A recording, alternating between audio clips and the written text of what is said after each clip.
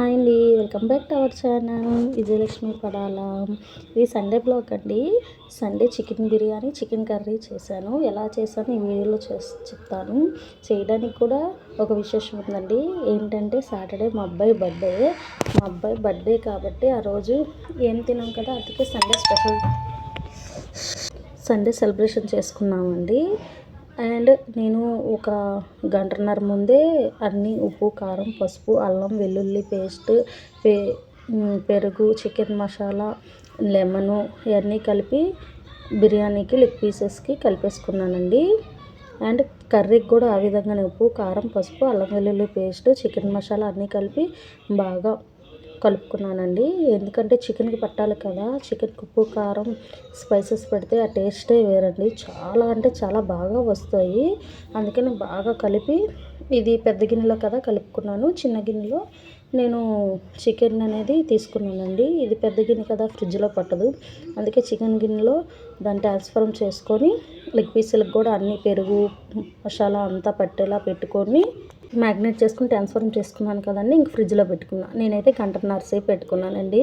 ఎందుకంటే సండే కదా, నాకు ఇంట్లో పని అంతా అయ్యేటప్పటికి ఆ టైం అయింది. టిఫిన్లో అన్నీ వేసుకొని బట్టలు తుక్కొని ఫ్రెష్ అయ్యి వచ్చేటప్పటికి గంటన్నర పట్టింది. ఉల్లిపాయలు కూడా అన్నీ కోసేసి ఇంకా తీసుకొని ఈ బిర్యానీ లెగ్ పీసెస్ ఉన్నాయి కదండి, బిర్యానీ కోసం తెచ్చినవి, అందులో బిర్యానీ దినుసులు, పట్టా, లవంగ, యాలకులు అన్నీ వేసేసుకొని అండ్ పచ్చిమిర్చి, పుదీనా, కొత్తిమీర, టమాటా, ఫ్రైడ్ ఆనియన్స్ అన్నీ వేసానండి.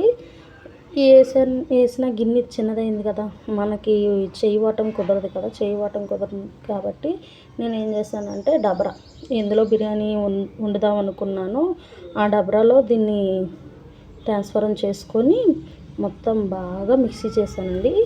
కలిపేసుకున్నాను. ఈ ఫ్రైడ్ ఆనియన్స్, కొత్తిమీర మరి పట్టాలి కదా, వాటికి కూడా టేస్ట్ అనేది మనకి మంచి టేస్ట్ రావాలంటే ఇలానే చేయాలండి. నేను ఇలానే చేస్తాను. అది కూడా నేను యూట్యూబ్లోని వీటిలో కొంత చూసి నేర్చుకున్నాను. రైస్ అండి, నేను ఒక గ్లాస్ మెజర్మెంట్ పెట్టుకున్నా, దానికి 2 గ్లాసెస్ రైస్ తీసేసుకొని అందులో నెయ్యి, కొత్తిమీర, సేమ్ బిర్యానీ దినుసులు ఎలా వేస్తామో అలానే అండి వేసాను. రైస్ అనేది ఒక 70% ఉడికింది. చికెన్ లెగ్ పీస్లో ఒక 50% ఉడికింది. ఇంకేం చేశాను, తిరగమాత అంటే మనం అన్నం ఓర్చుకుంటాం కదండి, అలా ఓర్చేసేసుకొని ఇంకా చికెన్ సగం తీసి గిన్నెలో పెట్టుకున్నానండి. ఎందుకంటే 2 లేయర్స్గా వేయాలి కదా, అందుకే 1 లేయర్ రైస్ వేసి మళ్ళీ చికెన్ లెగ్ పీసులు కూడా పైన వేసి కొత్తిమీర, పుదీనా, ఫ్రైడ్ ఆనియన్స్ అన్నీ వేసి మళ్ళీ రైస్ వేసి దాని మీద కొత్తిమీర, పుదీనా అన్నీ మిగతావన్నీ కూడా వేసేసి పైన జస్ట్ నెయ్యి వేసానండి. చాలా బాగుంది. ఒక్క 15 నిమిషాలు స్లో మంటలో పెట్టి పైన బరువైన గిన్నె, మనకి రోలు ఉంటే రోలి, లేదంటే ఒక గిన్నెలో వాటర్ పట్టి దాని మీద బరువుతో పెట్టాలండి. నేను పెట్టాను, వీడియో మిస్ అయ్యిందండి.